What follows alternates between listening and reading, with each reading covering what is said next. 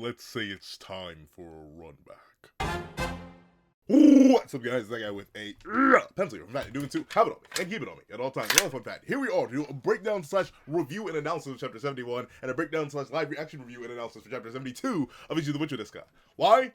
Because I've been stuck in this weird fugue state for like the past week. I'm like pseudo sick and it's awful. So when I did the bulk recording session for the rest of my videos and I just listened back to them as I was editing, I hated them and I kept coughing every 2 seconds.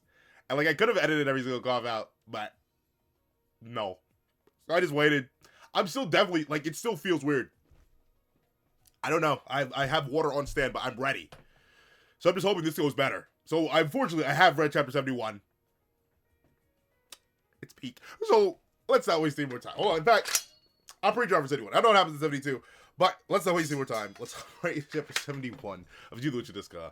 These few final seconds. So, we open up, and we do get to see that Krono is, in fact, getting up out of here, as he goes, I'm fading. I can feel myself crumbling away.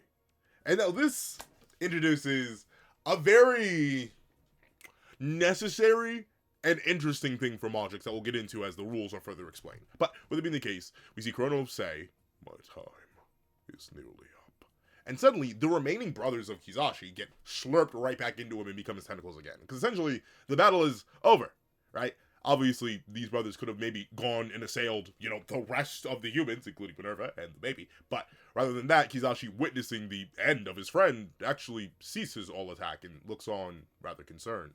But not necessarily concerned, I'd say, rather disappointed. As he goes, pencil drink water. Ah!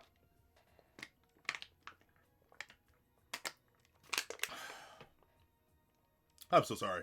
I hate this. I really, it's been jacking up literally everything. Oh, I hate this. But, with it being the case. See, I want to cough. I don't want to cough into the mic. I don't want to. See? I told you. I told you to stop. I told you this would happen. And this is true, right? Ultimately, Kizashi said, wait, you can't do this. You can't do this, Krono. You're gonna burn yourself. Which is very interesting. Which is why Kizashi himself has his own limit that he could be worried about. But speaking of limits, we see Krono say, it's too late to stop now. And we get a little bit of rules, or further rules on Magix, which is very interesting. There are a number of ways to destroy a Magix. One is destruction by an overwhelming power. Another is self-destruction by using their own power beyond their natural limits.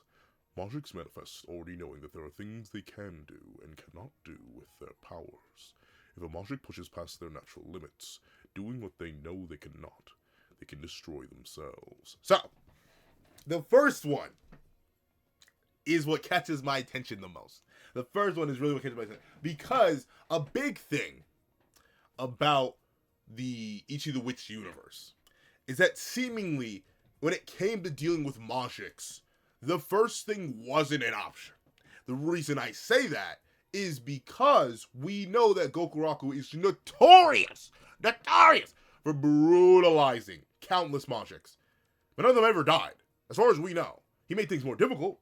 He brutalized them a lot, but he never actually slaughtered any of them. So, overwhelming power does generally seem to be a World Hater-esque one-shot. Like, you can't, it doesn't seem like you can pummel a Magix out of existence. Their passive, like, immortality / healing factor will keep them involved, if feeling all the pain, as we see with Origumo. But, at least seemingly, if you do have enough strength, you could hypothetically one-shot a Magix. Oko one. So, that does raise the question of Deskros. In what ways are we going to get her? Sorry. But, with it being the case, it raises the question of Deskros and her raw level of power. Has Deskros, in the past, slaughtered Magix? Like, obviously, Ichi hasn't. We've seen everything Ichi's done, as far as I know. And then, obviously, Gokuraku hasn't, because he just hasn't been noted. Like, if he had killed a Magix, if that was something that happened, we would know about it, right? But notably, he's known as the Brutalizer, which usually doesn't actually require execution. It's just, yeah. So, like, how did they figure that out? Is it just, because obviously there's the narrator speaking to us, and the World Haters being shown. We know the World Hater is just, like, here's everyone else, here's Deskros, and then, like, here's the World Hater. Like there are levels to it, right? So I do wonder, in those levels, are, like, Deskros and people of her level, and obviously the World Hater, like, how many Magix have essentially died to overwhelming power? Like, complete atomization. Like, can Deskros Lazood a Magix out of existence? And if so, has she done it before? That's the interesting thing. The second thing, and once again, going into the idea of these Magics being designed on some Rain World type beat, if you know, you know, or just higher being type beat. Magics manifest already knowing there are things they can and cannot do with their powers. I want to fly real high. I want to fly real high, and that's going into space and dying. So,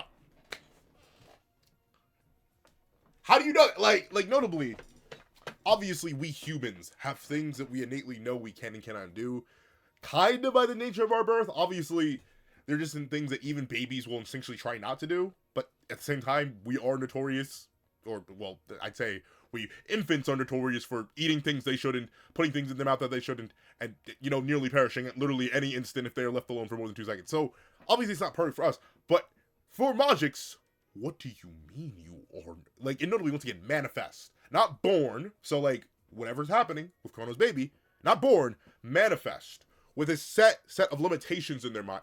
Who made them? Who made, how's the system work? Summon Ichi-sensei. You're tickling my toes right now. You're tickling my toes. And while I'm liking it, I'm a little bit concerned. What do you mean? But, with it being the case, interesting to set up 2 ways for magic destruction, and specifically, obviously, for the current moment, the most important one is going beyond one's limits, which Krono knew he had, but went beyond anyway for the sake of Minerva.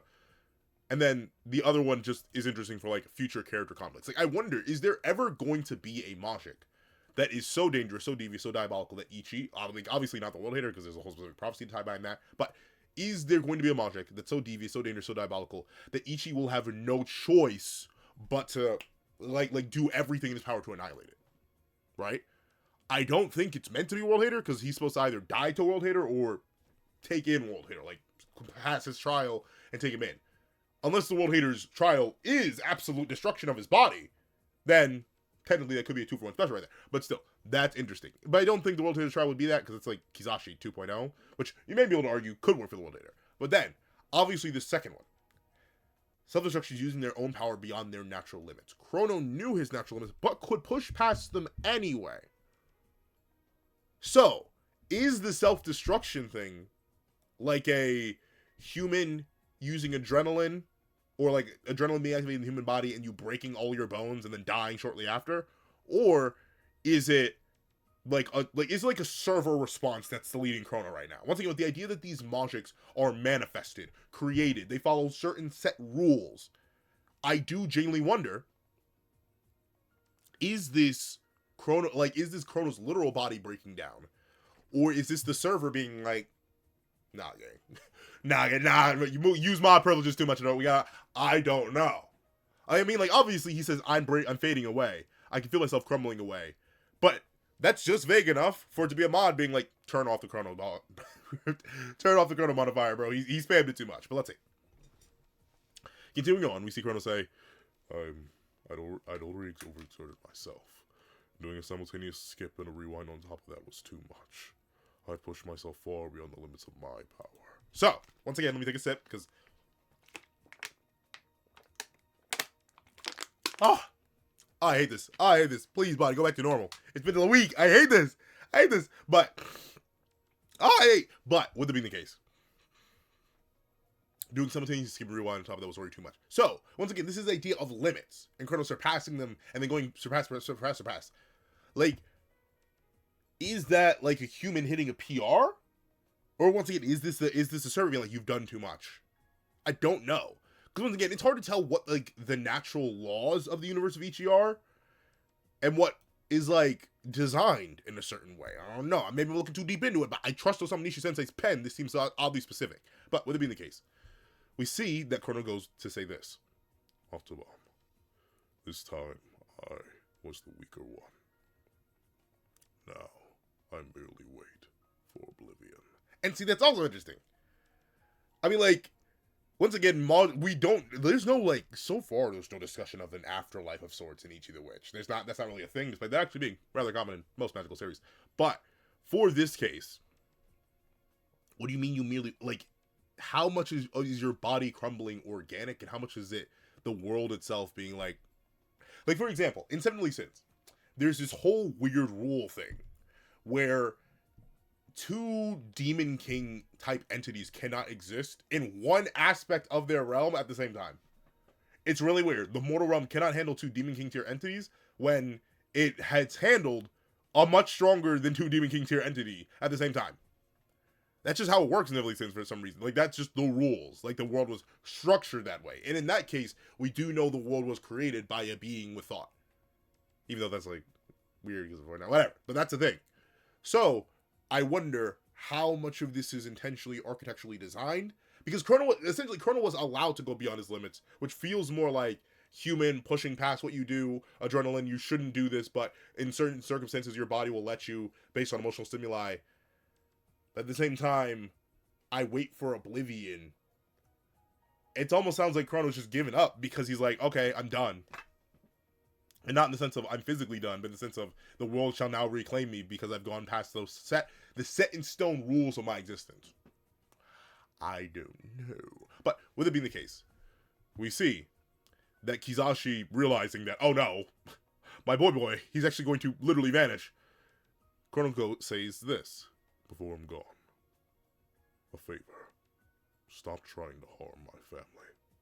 And this is very, like, I do respect Krono in this moment, right? And initially, you know, when I first read this, I was like, Krono, buddy, did you already have this from the start? Like, he doesn't care. But at the same time, I do genuinely like how Krono, throughout this battle especially, has started to, like, if not better understand Kizashi, sympathize with him a bit more.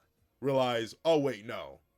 Even if I thought it was one-sided, even if I didn't fully appreciate it, even the 7th, 3rd, like, yeah, in a way, you were my only friend. You were the only person I interacted with. Like they're, seemingly enough, the Krono doesn't get much interaction out there on his ship. He's just been vibing.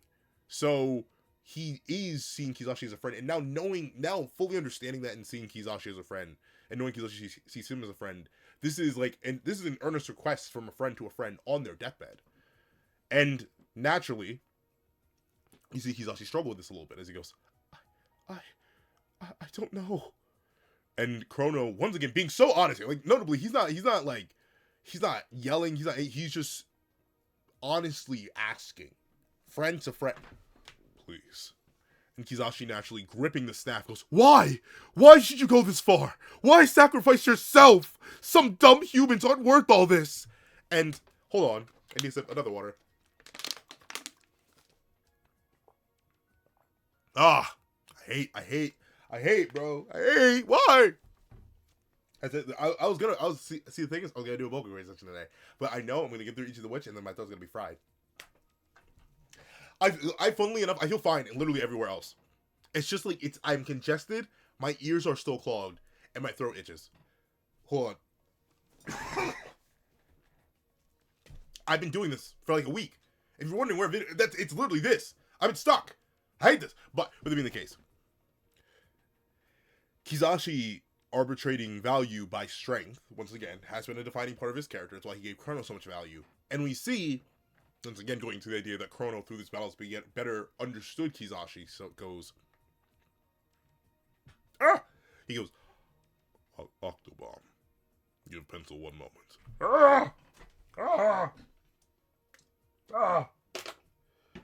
He's really stuck in limbo right now, bro. He's going through it. Let's see. Octobomb, I'm sorry. I should have talked to you more. I should have introduced Minerva to you properly. But because I knew you hated humans, I hid her away instead. I never thought to try and convince you to change your mind. I assumed I couldn't. I am truly sorry. And once again, crazy for a character that's barely existed in my mind for, like, he's existed for a couple months, but Krono's a fantastic character. And I do like this. And this is something that's almost even true to life, right? Like, notably, I have a friend. He's a lost lady, so I have a friend, brother from another mother. If I'm ever lucky enough to get married, most likely gonna be the best man. There are some things that I've kind of given up on him for. And even, I suppose you could say, it's a little bit different in the case of Kronos, because not for lack of trying, right? There's some things he, like, despite how much me and that guy have been through on, like, almost every single level of every single thing, there's some things he won't do that I view as, like, really basic. Like, no matter what, That man will not drive to an airport. And I'm like, Kangaroo, why? So like, I just don't like to do it. And even, once again, I know this guy longer than I haven't known him. And I'm old. So when I said know him for a long time, I haven't known him. I've known him for a long time. And I'm like, hey, gang, it's going to cost me like $150 to get from A to B. I would sooner slide you a 50 if you could just do me a favor and come pick me up. The answer's always no. No matter what. I'll never convince him of it. Despite everything we've been through. And that's just something I've kind of given up on, right? And I get that. I get why Krono sort of give up on that. Now, in the case of Krono, if I was literally dying, I'd assume he may drive to an airplane. But he's just like, I don't like to do it, so I'm not going to. And those are some things you just come to, right? Like there's some fundamental disagreements where you're like, oh, okay, I'm not gonna do that then. That's fine. I'm pretty sure he has those things about me too. And there's that constant cycle of friendship where like, yeah, there's just certain things you don't do. There's certain things you don't bring up. There's certain things you don't introduce. And it's unfortunate, but it is a case of, if you think it's for their good or for a collective good, maybe you should attempt to change their mind. But I do not blame Krono for being so afraid. Especially considering how fragile Minerva was and how much she knew Kizashi hated humans. It's one of those things where you know someone so well and you can predict their reaction so well that you don't want to risk even provoking them. And it's sad that only now, possibly, and I don't even know. I just, I think he absorbed the siblings that he could have sent after the Minerva anyway. But here and now, at least by the end of this chapter, I'm not sure if Kizashi will hear Krono's plea. But I am glad that Krono's able to be honest with Kizashi now that he is essentially on his deathbed and truly apologize to him. And we see that Krono, now knowing that everything is done, slowly but surely everything's fading, everything's going away, he says, it's far too late now, but I want to talk to you. I want to share with you what I learned from her. Humans may be physically weak, but that weakness gives them a stronger will to live.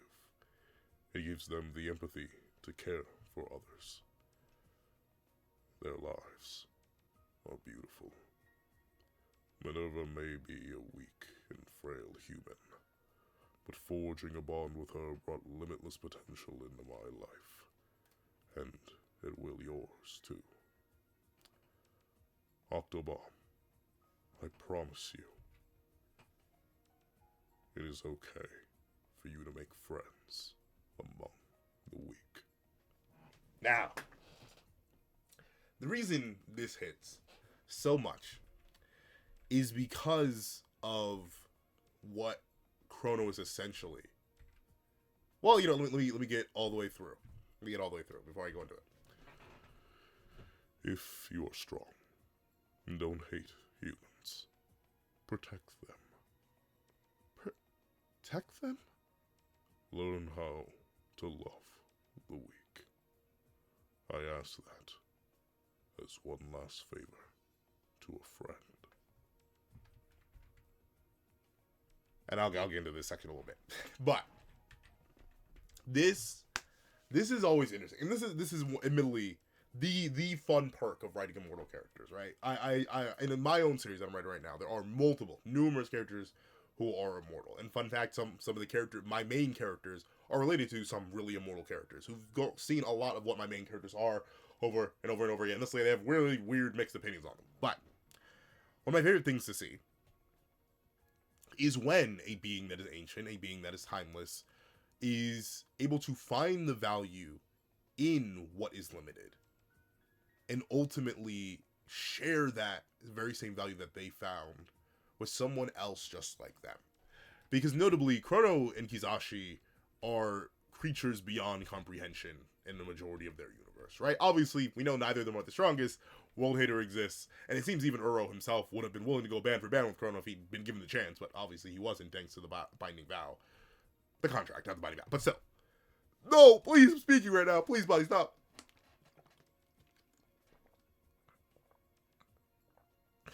Buddy, please. Buddy, please. Please let me get through the review.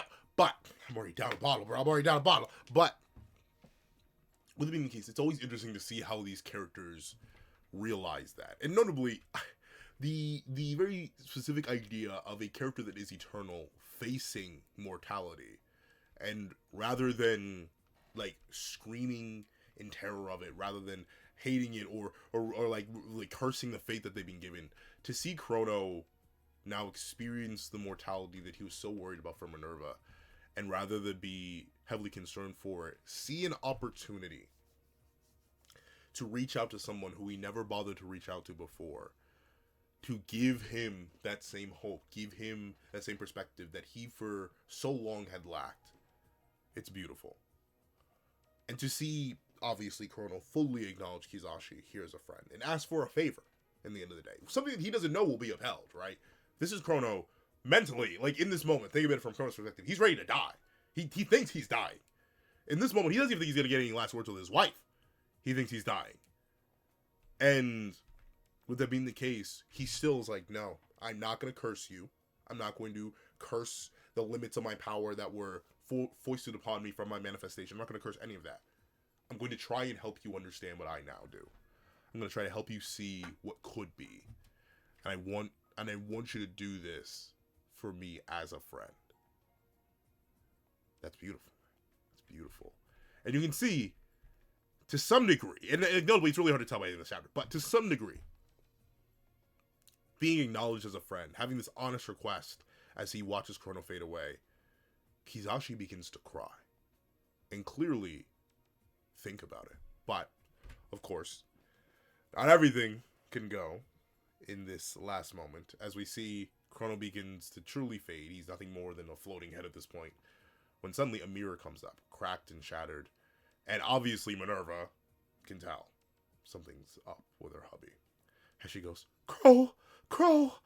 And Krono goes, Minerva, I can see you one last time.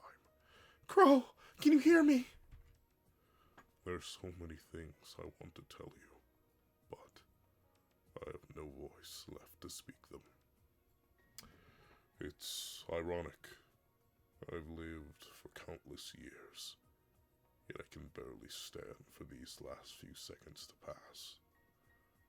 But they must. Every one of them is precious to me. In my last moments, my last thoughts are memories of you.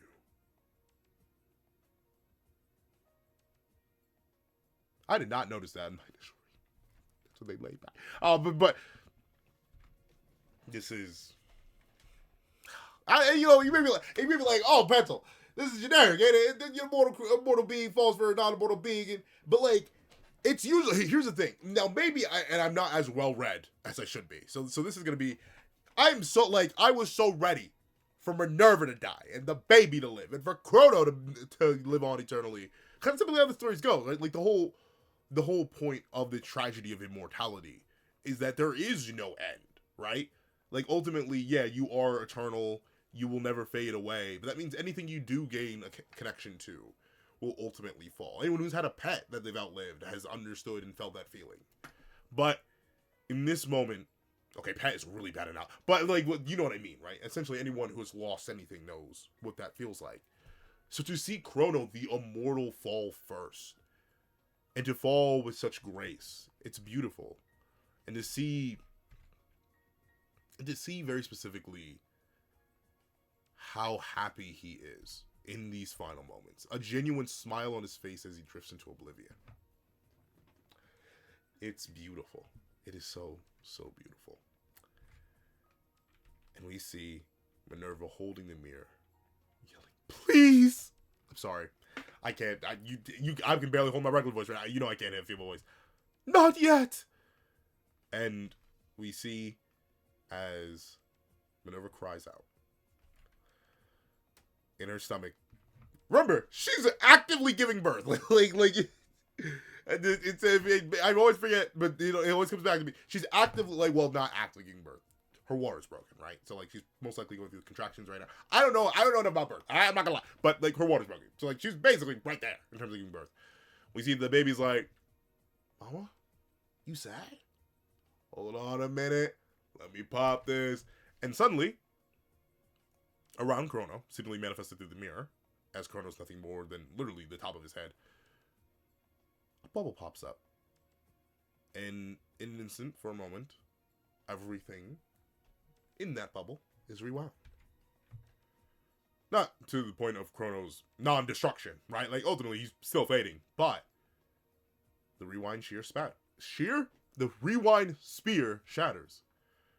And we see Gokuraku and Ichi and Kamugi all look on like,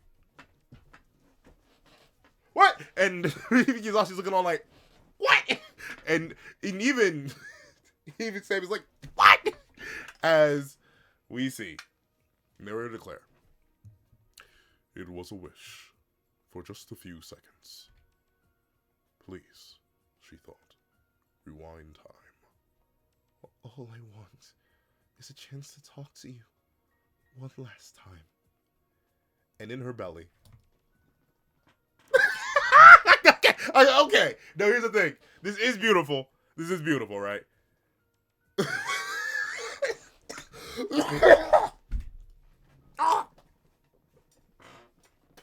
Oh, there's something so hilarious. I don't know. Like he's shifted to the birth position, and he's like, "Don't worry, mama." Ah. And I think the thing is, he flexes, he throws up his daddy's side real quick on sheer instinct. Once again, showing how much like these pre-programmed things are innate to them. Even Krono's biological child, which was not manifested but conceived, is able to use his powers, even while on birth. And also, he doesn't seem to have any of the like animalistic features that Krono does. We'll see that sooner when it's birth eventually. But leaving the case, does that and immediately puts his hand back. Like, he's got you, mama. And to be fair, it pulls off a crazy feat for something that's not even born yet. Like, it's already got that hybrid potential, dog. Because remember, they're nowhere near. The crow is miles upon miles upon miles away, and the baby still pulled off a rewind. It was like, all right, back to being birthed, and then we see a few bubbles of flashback as Minerva thought of, I want Crow to be happy for as long as I can possibly make him. This child is my wish given form. Mini. So, now, I'm going to do this. Obviously, W chapter. Now, some of y'all may be like, whoa, Pencil Man. What about your consequences? What about your stakes? And there are consequences. He's still dying, right? Like, I'll admit, it is a little bit unfortunate that his last words. I mean, well, to be fair, it's unfortunate that his last words will actually be to his beloved wife and not to his friend. But I do feel bad for Kizashi because obviously he's still here in this moment. He's still watching, but at the same time, I will give this a pass because it's not like Krono's baby and Krono and Minerva's child like saved Krono's life. It'd be one thing if like he was like, "Got you, Dad," and then like fully restored him and then rewind. As far as I understand it, Krono's still about to die. He was just given a few more seconds to actually have some words with his wife. And if anything, I think this builds on the idea of what Krono wanted Kizashi to understand. Because once again, as Krono himself mentions, he never introduced Minerva to Kizashi. He didn't even bother risking it. He was like, no, I can't do it. My wife would be in danger. I'm not going to risk my wife with my friend. But now, Kizashi will get to bear witness. So far, he's been, and obviously actions do speak louder than words, right? So he's seen Krono literally put his very existence on and then over the line for his wife, for this weak human, which Kizashi just can't understand. But now he's going to bear witness to these final moments of Crow, where he won't even fight to like continue or maintain existence, but to just finally be able to say goodbye to his wife properly. And that's beautiful. That's beautiful. I'm glad the baby facilitated it. As funny as I do find this panel, I can't get over, bro. But still, beautiful. Absolutely beautiful. And I'm very excited for next chapter. All right, gotta wait. So let's hop right to chapter 72. Okay. I'll get down the rest of this bottle. Each of which you get Krono's design looks immaculate. But I'll get down the rest of this bottle. And I do have entire spare. Oh, this chapter is 26 pages. All right. I do have an entire spare bottle. So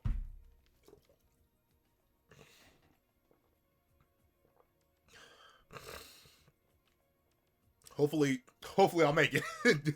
Gently, I'll call a little gently real quick. I hope I make it. But let's see, chapter 72. Chapter 72 of Ichi the Witch of the Sky. Let's take a look.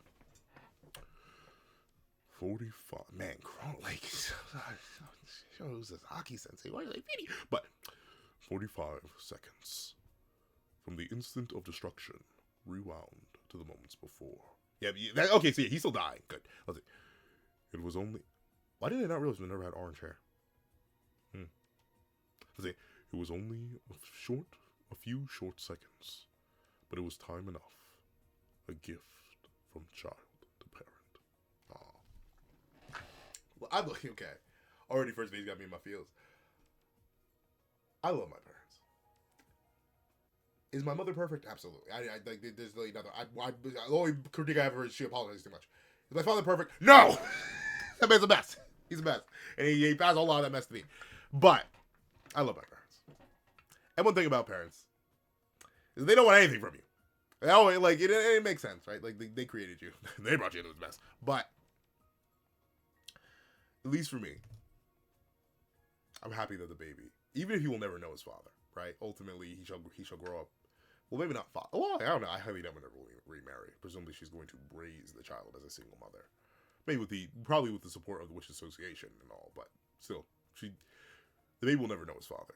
But I'm happy that the baby was able to grant this moment to his father, using the power bestowed upon him by his father. But a gift from child to parent. I did not realize he was full gray skinned out, dog. I thought let's see. Oh, maybe not. Maybe this is the club. But man, these gradients, bro. Let's see. A final 45 seconds to say how he feels. Oh, that's beautiful. Chapter 72. Even one moment longer. Story by Osamu Nishi-sensei, art by Shiro Uzaki-sensei. Okay, let's see. Ichi the Witch. Hear my final words, Minnie. Once again, he's like, I don't know. It's always interesting, right? Because notably, I feel like every existential crisis I have, sorry, this is why it sucks. But every existential crisis I have, as I've gotten older, they kind of mellow out a bit more because it's like, yeah. But you know, I have moments where I like doom spiral, like, oh no, life is finite and limited. And am I spending it properly? Doing the thing? Well, like, yeah, yada yada yada. All right, like sure, whatever. I'm alive. Let me live it. But there's this like weird simultaneous delusion that always exists in my own head, right? Where like I acknowledge that I could die at literally any moment, but I don't think that's going to happen, right? I'm not in the healthiest shape out there, but I don't think I'm also in the worst shape out there. My heart functions fine. My cardio is not the best, but still fine. I'm really physically strong. I eat relatively healthy, even though I do love sugar. But with it being the case, there's the simultaneous idea of like I could die at any moment, but I don't see myself dying at any moment. It's sort of that balance you kind of have to live with once you fully understand mortality. And it's so interesting to see someone like Krono, who knows for a fact he's going to die, right? Like notably, he knows these final 45 seconds, as it were. These are his last. And while Magic Remanifestation could be a thing, like, who knows? Krono may incarnate again. We just don't know. We have still 72 chapters in. We don't know enough about the Jewish world. He likely doesn't have any promise of a reincarnation. This guy's been around since time's been around, probably. Or maybe not that long, but still. He's been around. Oh my word!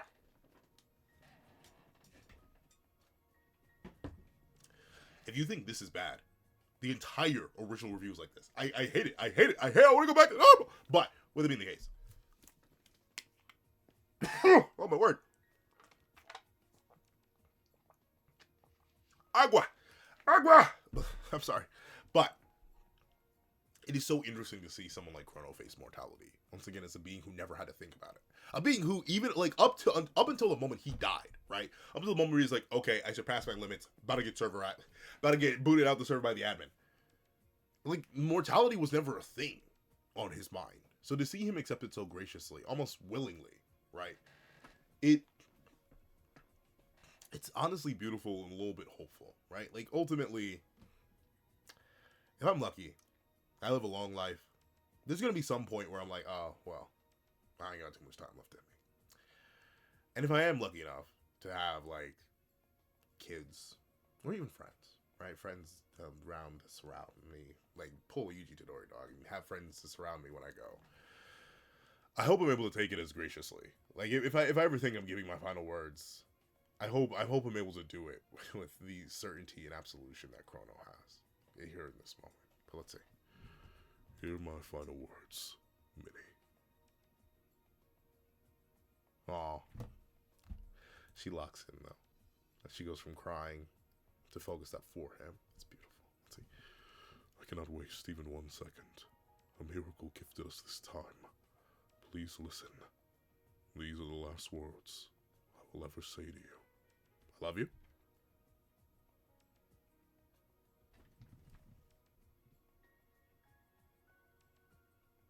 Like Madoka Magica? Like the magical girl show that everyone recommends? Hold on. Madoka. It means wish in an ancient tongue. A fitting name, don't you think? Oh, the name for their baby. Oh, man. Oh, of course. The gift of time. I mean, now I wish they have been talking about, like, they don't know what to name the baby a little bit more. But still. The gift of time to say this. Granted by the child. So he grants a name to the child. Let's see. But what do you mean an ancient tongue? Whose ancient tongue? Your ancient tongue? Do monkeys have their own language, or is it human ancient? What do you mean? Let's see. A fitting name, don't you think? For our child. Aww. Look at my nerve. Oh, she's so bad. Man, these characters just well, some of these, how do you do it? It's why I can't excuse. I can never, honestly, the more and more I see examples of, wow, look at these characters who have existed for like less than a year, and how great their writing is. I can never excuse poor character writing. I can never just say it's like screen time versus like character quality, right? No. You can have barely any time with characters and still make stuff hit, dog. Let's see. So MHA, you don't have an excuse. I'm kidding. Well, not really, but let's see. Madoka. What a beautiful name. Oh, look at the Chad smile, bro. Minnie. I'd existed for centuries, countless centuries. So probably at least like 2 millennia. But like, interesting. He says centuries. He doesn't say countless millennia or countless eons. But wait a minute. Well, no, he was underwater. I remember because Kizashi encountered him underwater at first. So he was underwater. Why did you build the boat? Let's see. I'd existed for countless centuries before we met. But it's the time I spent with you that I consider my life.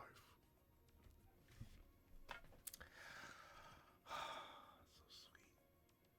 That's so sweet. I mean, poor Kizashi, man. But still, it's always interesting, right? I feel like, in a lot of ways, as much as I talk about how, you know, you like the you that existed before the you of now, the one that you consciously recognize as yourself, is like somewhat gone to the ether. Like any pencil before 4 years old, I don't know who that guy is. Like just random bundle of instincts and nerves. But there are also many times where I think of me, certain points in my life well after consciousness, moments I don't remember. Like I can not honestly tell you much about any of my elementary school or middle school or like even a lot of high school and college experience. A lot of it is sort of like just drifting through life, right? Just going through motions. And I think it is those moments with those certain people doing those certain things that truly do define what life is. If you had to ask me what defines me as an individual, yeah, it wouldn't be the tests I went through, the homework I did, the schoolwork I did. It'd be the dynamic I had with my educators, my friends, acquaintances, people. It is truly, you truly are defined, not necessarily just by the world around you, but with the people in it.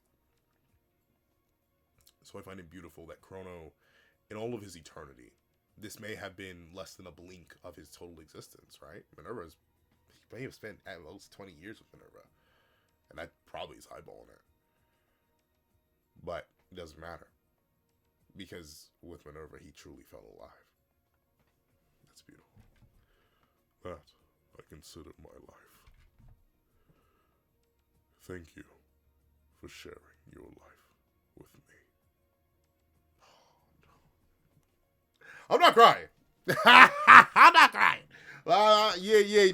Not on camera. Not on camera. Now. Luckily enough, I'm not gonna be recording after this because I'm not gonna do this for multiple review. But would it be the case? Gosh darn man. Let's see.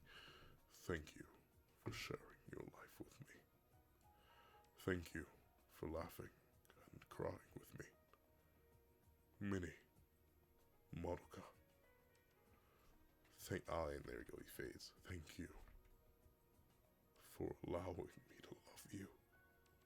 I was happy.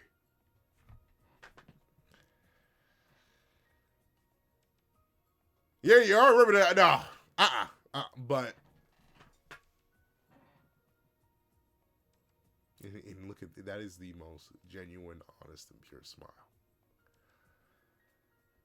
Yeah. Krono, you one of them, dog. you one of them. You one of them. I'm genuinely sitting here. I have no idea how some of these Sensei you manage to just keep doing it and doing it and doing it and doing it and doing it. They truly are a creature with the pen, bro. This is beautiful. Was to be happy. Girl, what is it you love most about Minnie?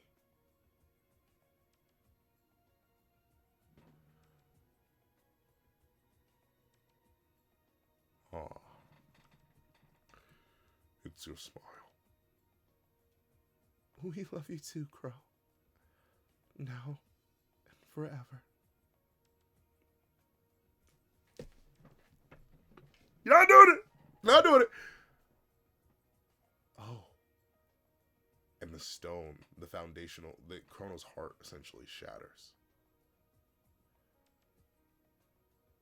Bursts and fades. Return to ether.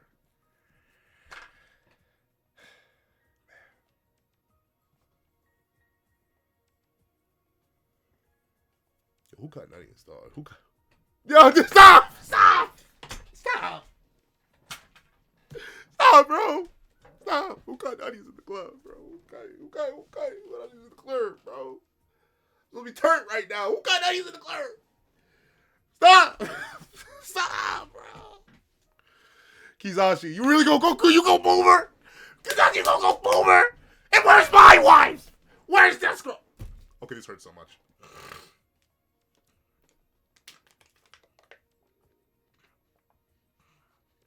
Oh, man, it hurt. But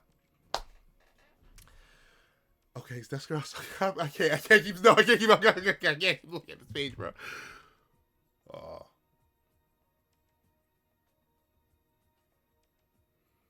Even look at Sammy. Understanding the perilous nature of a coexistence with a human and a Moshik. Yeah. I'll need to get her to a hospital, though. You'll do need to get her to a hospital. Even Gokuraku, who has the most negative opinion on Mojiks, even he kneels in respect. He doesn't say anything. That's beautiful. Oh, but Ichi? What's up? Oh. Even Ichi bows and he barely knew Krono. He barely knew Crow. But even so, he gives that due respect. Very nice. Very nice. I wonder how, genuinely unironic, I wonder how Uro feels. I don't know, like, it's really, like, Uro, he's such an interesting character, because we just don't know what his dynamics are. He's obviously not one of the 7 stars. Kizashi would know about him, if that were the case. Well, then again, we just don't know enough about the 7 stars as a whole. But still, Uro's relationship to the world is very interesting. But let's see. It's twinkling away. Kizashi. Now, Kizashi, let's see what you have to say, man.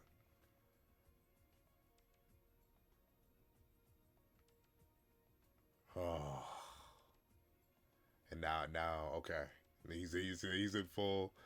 Look at that. Sweat and maybe possibly, yeah, it looks like sweat and tears. Let's see.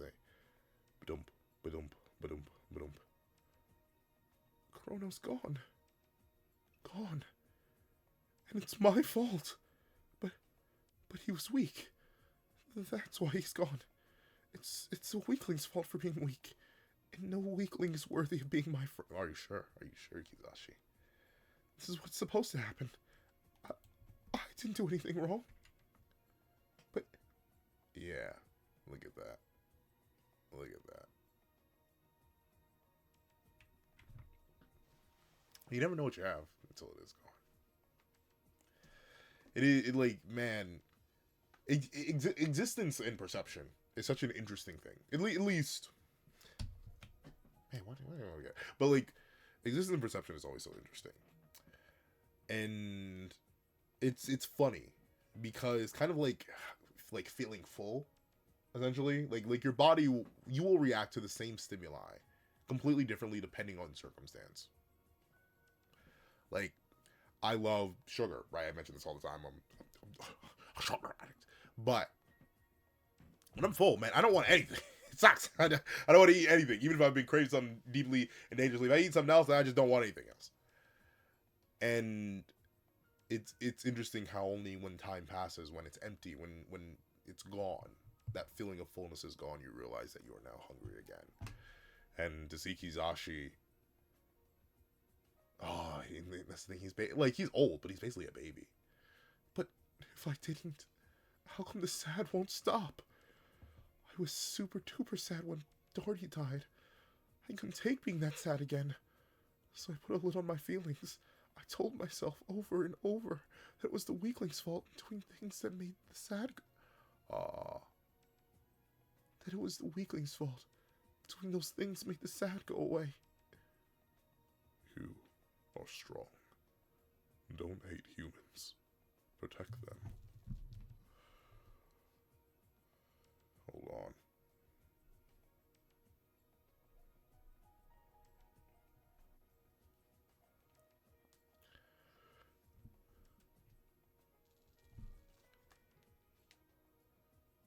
Hold on.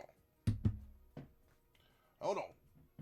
Let me fix something up real quick. Yeah! Hold on, I see.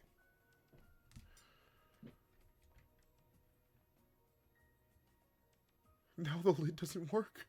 The words don't work. Why not? Why won't they make the sad go away? I wish I was gone to... Don't accidentally banish yourself, Kizashi. You're pretty close to the one of that. That may actually go wrong. But... It like... And coping mechanisms are also interesting. I think, funnily enough, they are, in many ways, I say they are necessary, if not the healthiest. But I do think many times you do need to have some sort of, like... You always need to be able to rationalize things.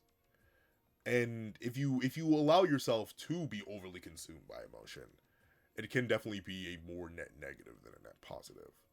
I think you shouldn't ever stop yourself from feeling emotions, but you shouldn't let emotions consume you. Once again, the brain, the body, the mind, it's a beautiful concoction of chemicals and reactions and varieties of all types. But at that same time, you can't let it, because it is quick. The spiral one can go down.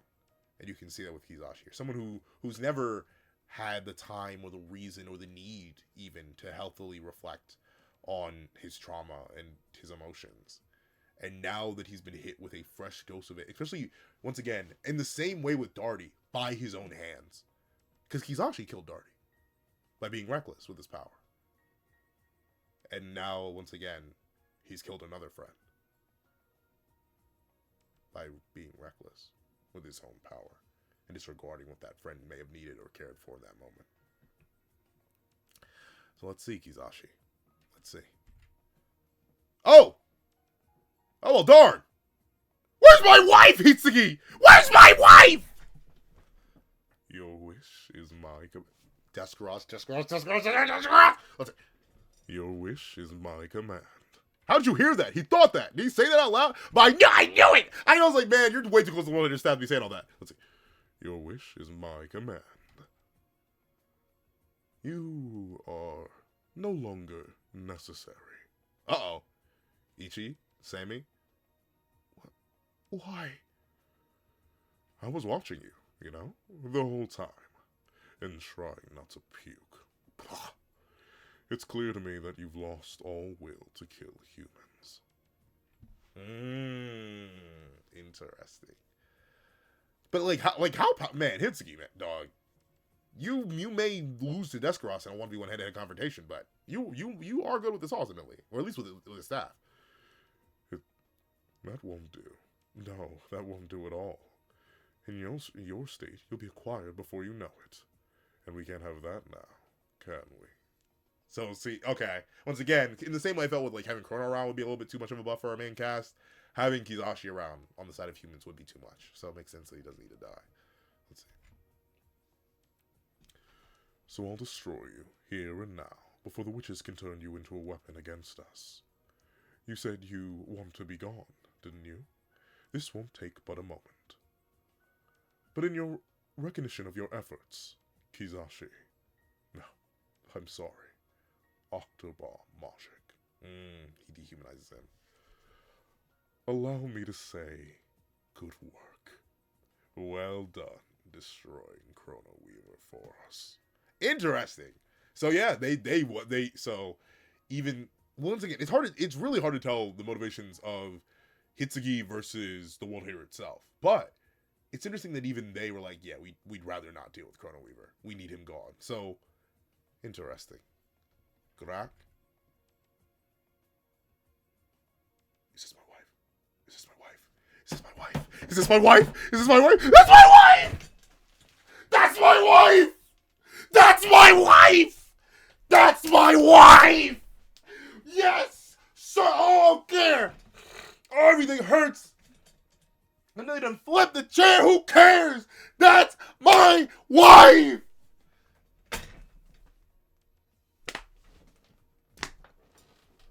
Oh, it's cinema. Oh, it's cinema. That's my wife! Ah! Yes, Sirski! And she doesn't even have a lick of damage on her. She's like that! Ah! Zeus! Thank you! Oh, my word, dog. It's pierced straight through the dome. Okay, will she save and capture Kizashi, though? All right. You got that right. Good work. Oh, did she meet capture conditions? Did she get it actually? Like, all right, but yes. Not really dying. Not really though. Woo. Cinema. Maybe my favorite chapter of the manga now. Unironically, yeah, it's beautiful. From the naming of Madoka to the actual proper death of Krono, committing to the bit, actually killing him, very good. To Krono's admittance, to Minerva's tears, to Sammy's pained reaction, Gokuraku's respectful reaction. I wish Kamugi's knocked out though. She's not even on the board right now, but still fine. Ichi's respectful reaction. Kizashi's spiral is beautiful in this moment. Hitsugi's reveal, his truth of how he never really cared for Kizashi and ultimately wouldn't need him anymore, is also beautiful and works well to make the character even more hateable. But I don't know, I can't help it. I still like Hitsugi. His rip is immaculate. Then the return of my wife. Finally, about our time. But peak. If you made all the way through this video, please leave. Welcome back, baby girl. I make it sad for Krono's death. Forget about that. Welcome back, baby girl. In the comment section down below. I want to thank you so much for watching. Please leave a like, share, comment, and subscribe. Make sure you hit that least notification so you don't miss out on any videos that come to the channel. Also, you can have a Patreon below. Use me for as low as $1. Come on, no more. Things like exclusive videos or the content and more. Also now become a member of the channel for as little as $3 a month to get the same perks and more. So those perks include the live reactions, the series I have to review, ad reactions of all my videos, early ad free access to all my videos, early ad free access to all my videos, not just for this channel, but also on the second channel that I go reaction, link in the description down below, along with it being in the upper right hand card. And on top of that, I do have a link to my Ko-Fi in the description down below. You drop 5 views on a short video, 20 views on a long video, or any of these words always greatly appreciated. Now I want to thank you so much for watching once again, and I hope you guys have a wonderful day. This is Dak with the Pencil, writing off.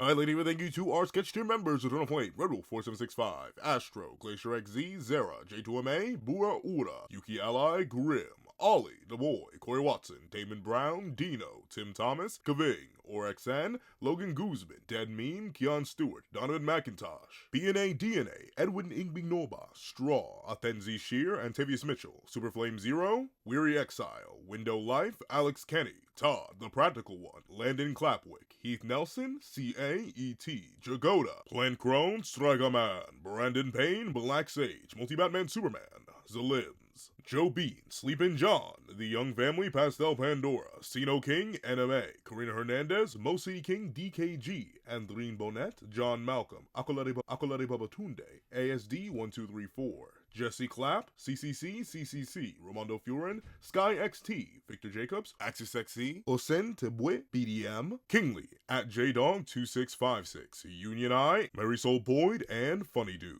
Then I'd like to give a thank you to our line art tier patrons: A+A, Dread Zoen, Corina Hernandez, Kevin Encarnacion, Lo Koto, and Sean. Then I'd like to give a thank you to our Ink tier member, Shrimpo the 4th Shrimp 06. Then I'd like to give a thank you to our digital art tier members, J Warrior and AZ Void. And I'd like to give a final thank you to our colored art tier patrons, Walking Minows, and Ernesto 430.